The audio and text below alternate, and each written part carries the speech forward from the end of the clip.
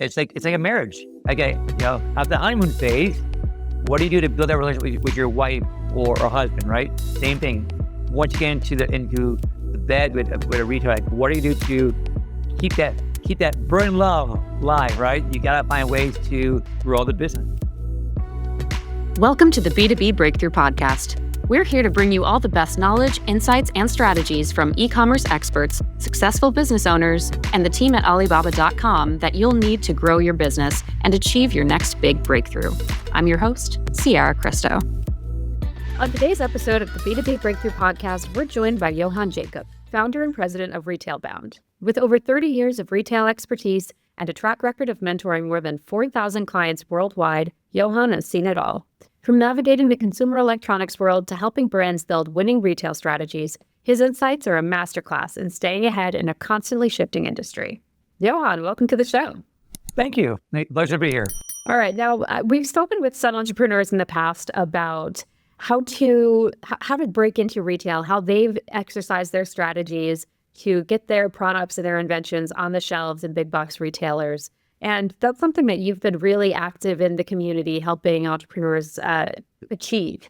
So can you start by laying a quick foundation of what it is that RetailBound does for this community? Sure. So RetailBound, we're a full-service retail solutions agency, been around about 17 plus years. And our job is to help young brands have the time or experience, not just launch in retail, but stay and grow in retail. A lot of our clients are internet product brands that have cool tech, but just need a little help. And that's why our company was founded in 2008 to help these brands get an extra leg over their competition, by the way. Before we break it down tactically, can you just lay a very basic beginner foundation on how it looks to have a conversation with a retail buyer and how to even get your foot in the door before we start talking about what you need to have prepared? Sure. Great question. So before you talk to a buyer, you have to be ready for retail. That's the main. From having a 3PL logistics strategy already baked, to having finished retail packaging, pricing, marketing strategy, all those kind of things necessary. Because I always tell potential clients, like a job interview, and there's one job opening and 20 applicants. There's one slot on the shelf, and there's 20 great brands, right?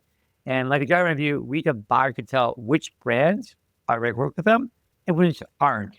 The ones aren't waste their time, waste the buyer's time, and don't get a second chance at making a first impression. So before you pick up the phone, before you send an email, before you exhibit at a trade show, it's really important you have those things necessary in place from the logistics, marketing, retail packaging, and so forth before you actually talk to a buyer and say, hey, I love to work at Best Buy or Apple or Costco, but it's something you need to get done before you talk to those retail buyers, by the way.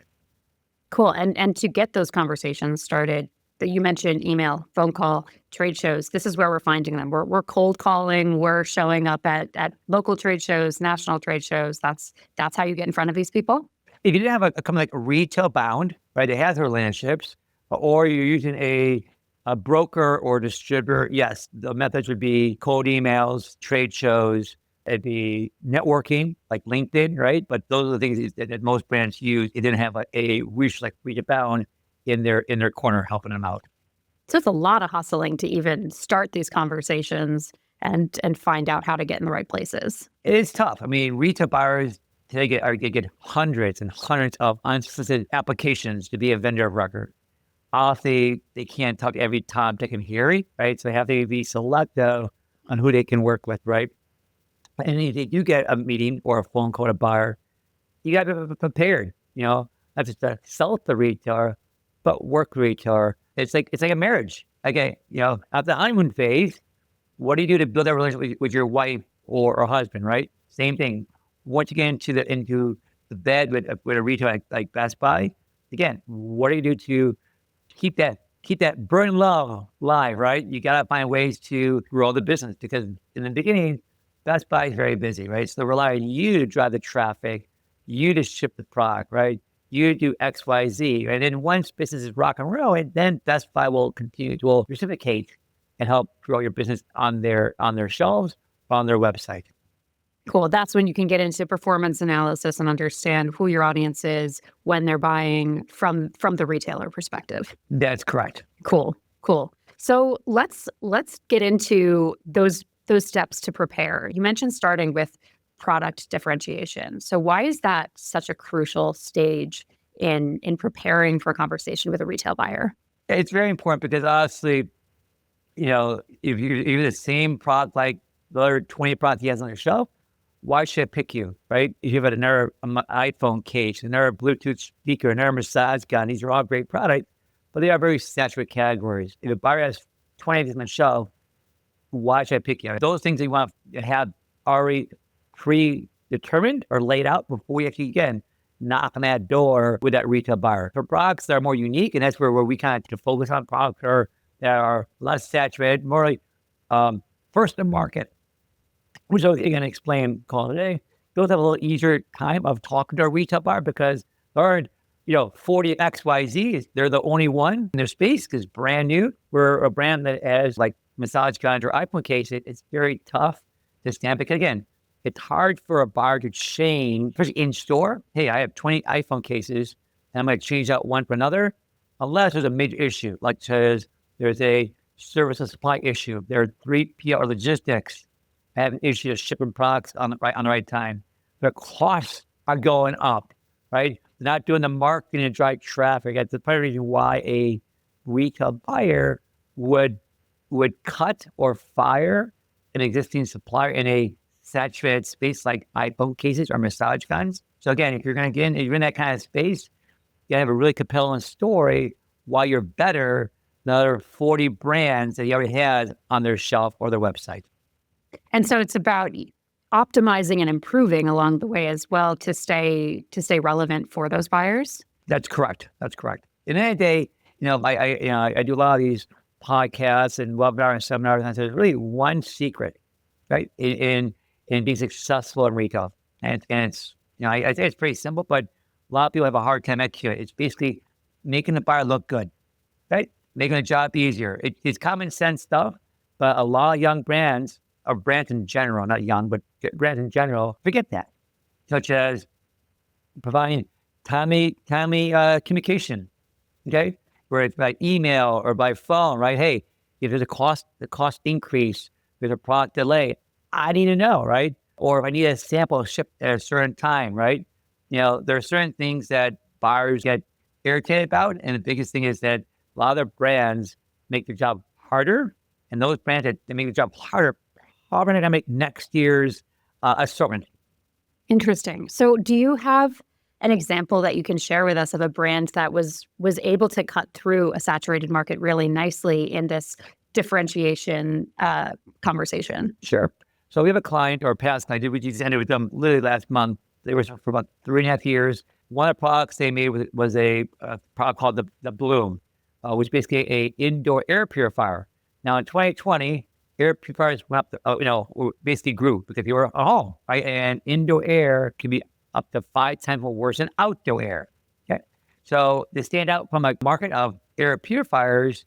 They actually made an air purifier that doubled as a planter. They also, for Costco, because we did a bundle for Costco, they also made it a tabletop, like a nightstand. So need more of a multi-use product than just the air purifier. Here's a product that in a saturated category, air purifiers, but find a different way around that commoditized or saturated product space. So when it looks like a piece of furniture, a piece of art, right? So yes, they did a nice job of incorporating like where it's a nightstand or a planter in their existing product, by the way. So variety in a one cohesive brand, a line of products is also helpful to differentiate. Yeah, and definitely buyers like, this is kind of cool. I might see a lot of these air purifier, but here's something unique, different. And those are the reasons why the buyers are like, hey, yeah, let's give it a shot because they're willing to do what it takes to make the buyer's job look easier. Sure. Yeah, you got to make them look good. I mean, look good. You name them good, they get promoted. They'll remember the ones that wash their back. They'll wash their back later on. I like it. So as we're talking about these buyers and the expectations that they have, I think that helps us transition into the next big tip here to get to be successful in retail. So can you talk to us a little bit more about the buyer expectations? So buyers, overall, I would say that they look at products, right? They look at a couple of things. One, they look at, market trends, right? Also, air purifiers, not a growth category, was back in 2020. It's probably more of a flat or stagnant category. But what categories are hot, that are growing? They look at financial budgets, just like you and I. We have a budget, right? I can't keep spending if I don't have the money in the bank, right? So they have a budget in mind. Store policies. There are maybe certain products that are not display in store or online based on policies, right? So these are things they look at, generally speaking, right? It does your product a market trend. Can they afford to have it in their stores, right? At a certain store policy that restrict. Obviously, retail, give or take, especially as it gets competitive, especially the last couple of years, retail, buyer decision-making process is, will your product hit all three criteria? One, will your product drive top-line sales growth, right? Two, will it drive bottom line profits? Because at the end of the day, that's how I pay the bills, right? And three, it's really important, will your product sell through what we call inventory turns? It's buy 100 pieces on day one, and I don't replenish that till day 100, probably not good, right? I buy a product on day one, and I replenish on day 10, day 30, not bad. And I keep doing it. So they want to make sure the product is selling through and just sitting there on the shelf collecting dust. Interesting. So it's the sales growth, the profitability, and the turnover and the replenishment rate. That's correct. That's correct. Really interesting. Okay. So now as you're working with these retail buyers, in this conversation, how much negotiation goes into this? Is it more of a very clear cut, this is what I'm willing to buy, sure, let's go through with it? Or is there more of a push and pull and room for negotiation as you get into this? So depending on the retailer and the category, there is a negotiation. It's a buyer's. It's like, hey, here's my cost, Best Buy, take it or leave it. Honestly, if you're a newbie, right, it's probably very, very challenging. I had a call with a brand literally a couple days ago who was interested in our services. They're already starting to talk to retailers, and they actually got an offer to work with Chewy.com, another great retailer, right? That's awesome. And I said, well, tell me about the program you agreed for already without me learning about. Well, it's drop ship. Okay, that's fine. Well, the terms, is it probably, like 30 days or less? No, it's 90 days. What? So if you sell one dog bone, you don't get paid for 90 days. Who would sign that? We did. Who pays for freight? We do. What about marketing? We got to do that too as well. So again, a lot of entrepreneurs I work with think they're master negotiators. They're the Mark Cubans, the Donald Trumps, the world. And maybe they are, right? But if you've never been a buyer, never been in their shoes, it's very tough, right, to understand what tricks or what various buyers use to negotiate small brands like the one I just mentioned the last 5 minutes, by the way. Yeah, I mean, it's important to have a partner like you in their corner then to vet these contracts and make sure that everyone is coming out of this a winner. Yeah, and same way, buyers like us in the between, because they don't have time to talk to every Tom, Dick, and Harry, as I mentioned. They only bring the best. They know that we, as forward large buyers, have already done the hard work of then at these brands by making sure they have the right go-market strategy. Yeah. Damn. Okay. Cool. There's so much more nuance in the negotiation phase, in the contracting phase, that I've never experienced it. I've never gone through it personally, so it's hard to know, especially if you're a first-time entrepreneur trying to figure out the ropes here.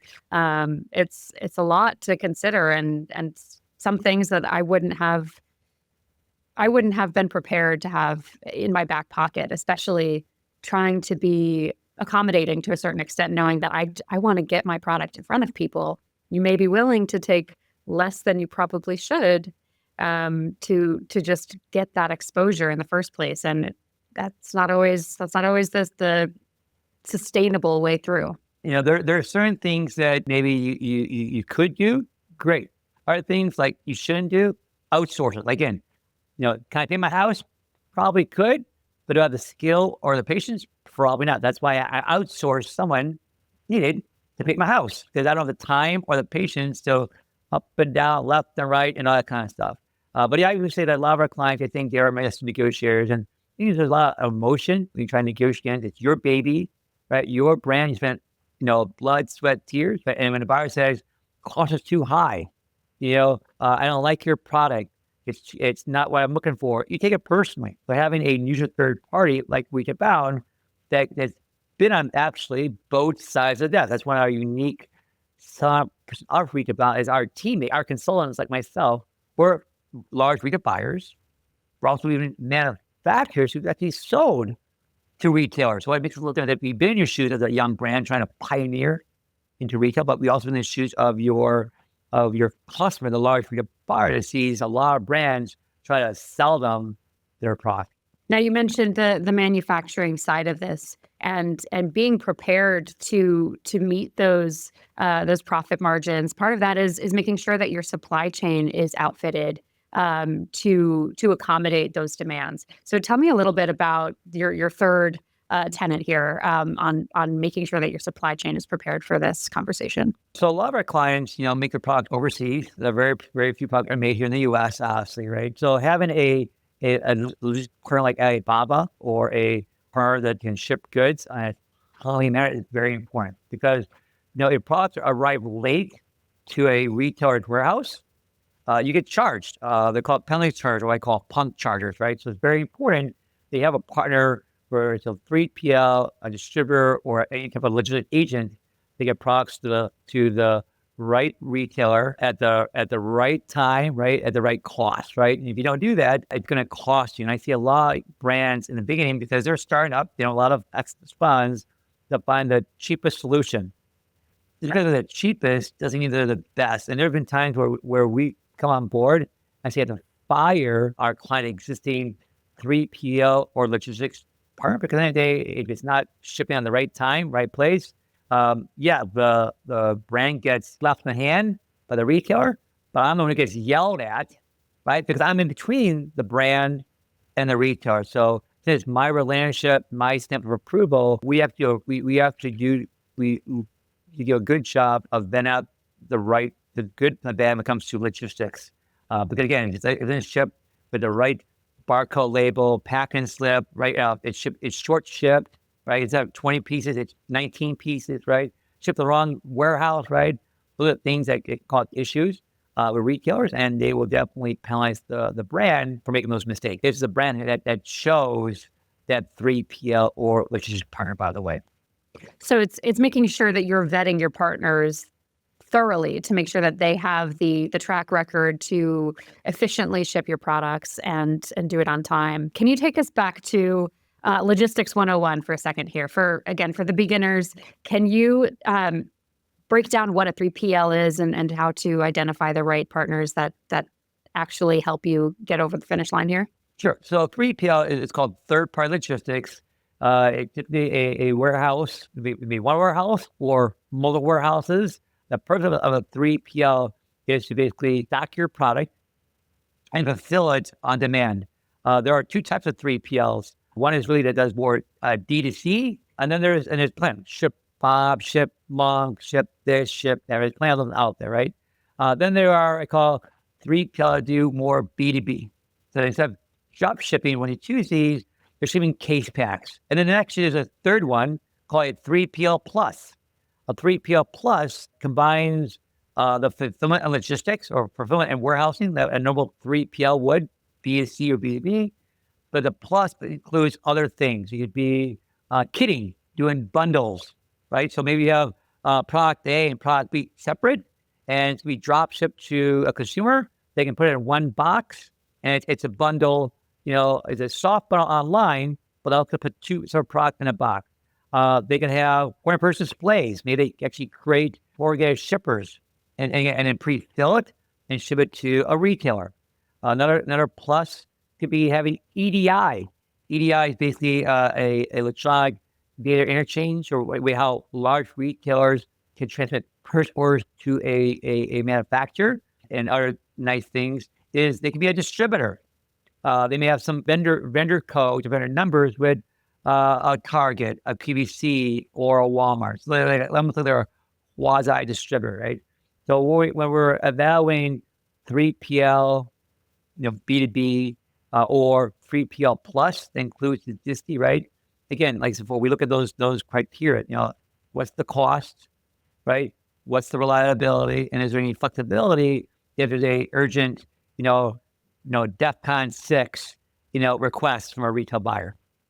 Cool. That's really helpful. I think knowing what kind of logistics strategy, logistics services will best suit your business is so crucial. And there's so much more in that plus category than meets the eye at a first glance as you try to evaluate what makes the most sense. And there's times where our clients, thanks to our help, they've grown. We've grown their sales as we expand our retailer. And that 3PL they hired maybe a year ago or 3 years ago isn't situated or set up to help those growing. So now it's time to maybe look at a bigger 3PL that can handle our clients' needs and certain wants. Very cool. Growth is always good. We love that. That's a good thing, right? Yeah, absolutely.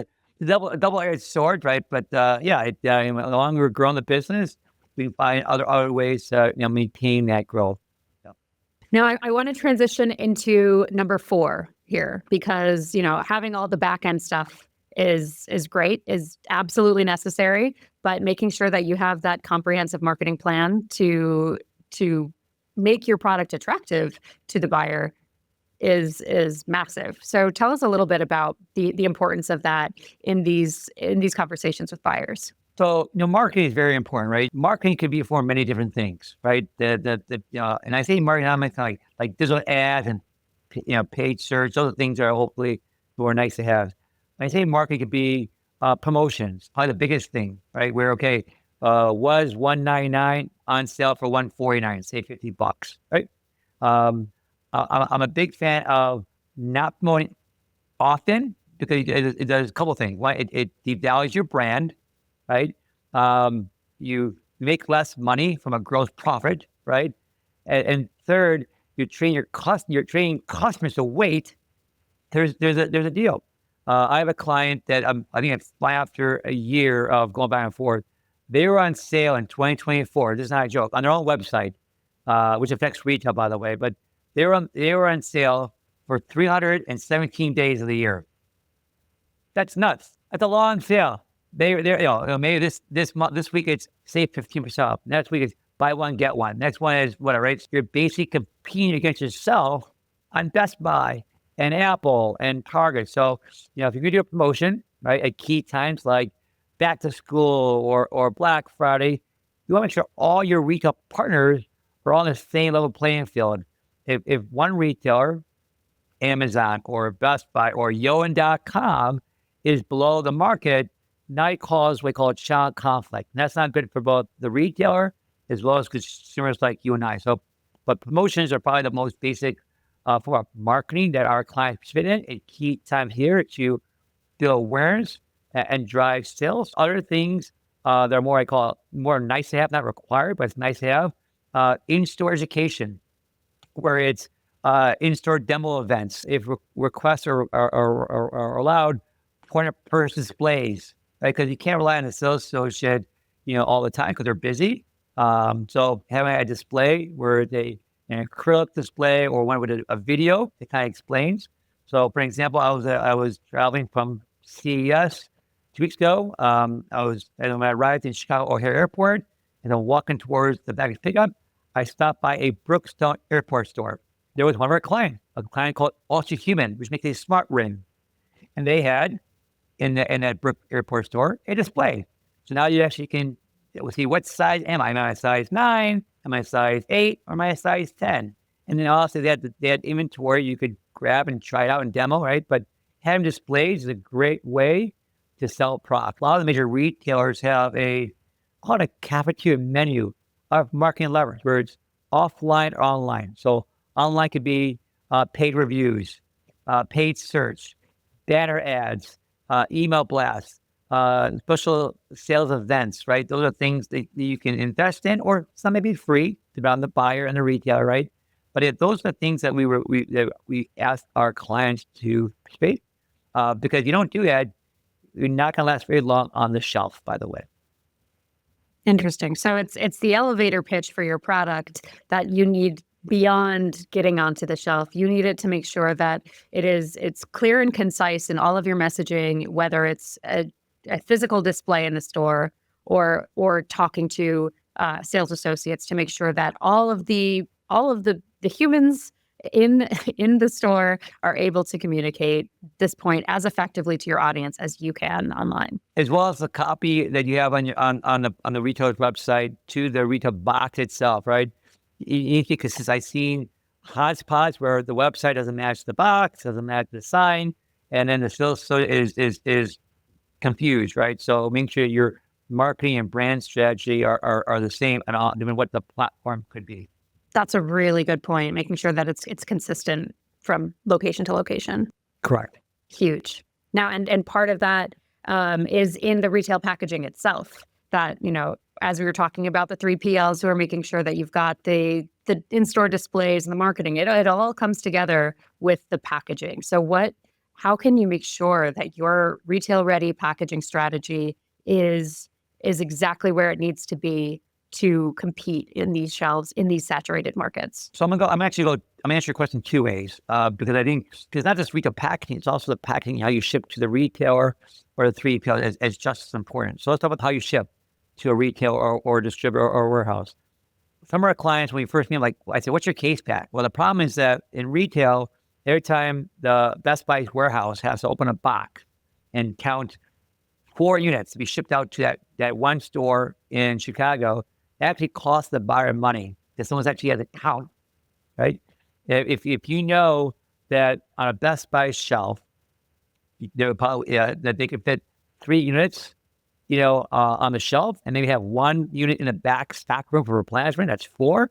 All right, maybe your inner case pack should be 4, and maybe your measured case pack should be 24, right? So you have 6 cases of 4 each, right? Now, when Best Buy needs to replenish, the logistics person at Best Buy opens one big box, and in a case spots of 4, boom, it reduces cost, it improves accuracy of not counting 1, 2, 3, 4, right? But a lot of our clients, before they meet us, it's one big giant box. They don't know how much. So we actually spend a lot of time with our client optimizing the measure case back. It's not shipping more or less than you need to. And two, that it also it maximizes the efficiency of the retailer, right? Again, we talked about the first point, making the buyer's job easier. Having the measure case pack already predetermined, as well as your inner case pack will save both time, effort, and money both for you as well as the retailer. Okay. As for the retail box, you need a 4-color retail box that tells a story. That has maybe some icons, because you literally have 2 to 3 seconds, right, when someone's walking them by the shelf to grab their attention if you don't have a display out there, right? Especially if English is not your first language. And two, some of our clients, like I said before, are first to market.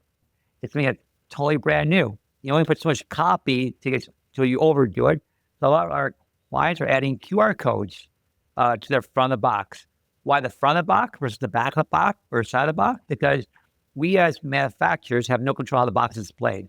Yeah, we want a face like this, that may in reality, maybe it's turned backwards. Maybe it's on the side. Maybe it's upside down, right? But having the QR code on the front, that if it's visible or it's locked up in the glass case, easy for someone to take their iPhone or phone itself and get more information about the product before they ask the associate to unlock the glass case to buy the product. So, I mean, in a perfect world, we follow all these 5 steps and we succeed, we're growing, we're optimizing along the way in our relationship with our retailer. Hypothetically, though, it doesn't go our way. How do you help your clients overcome rejection and prepare to get back on your feet and hopefully, hit a home run with your next pursuit? Sure. So generally speaking, right, you'll get 9 no's and 1 yes, right? That's what we've heard in sales, right? We work with over 150 retailers across the U.S. and Canada. We are the largest retail chains in North America. So if a retailer, one of our clients says, is it Best Buy, says no, that's fine. We'll talk to Target. We'll talk to QVC. We'll talk to Apple, right? So for our clients, when there's a no, or no, I'm not ready yet, that's fine. We have a plethora of the retail or verticals to go after. For brands that don't use RetailBound for whatever reason, right?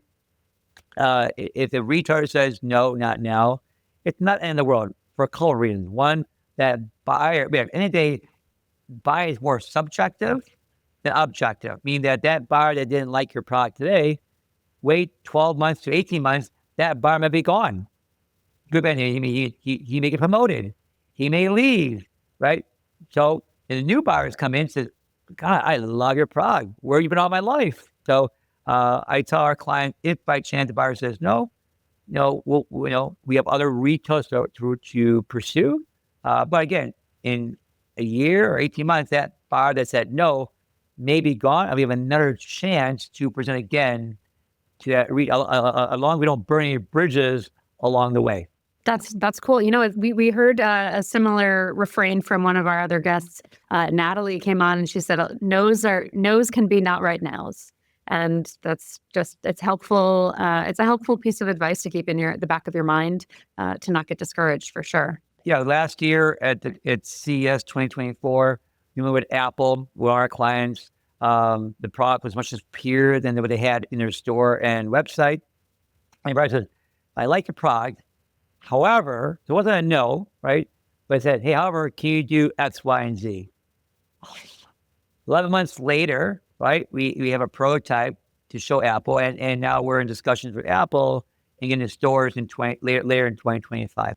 Awesome. It's all data to work with. Correct. That's great.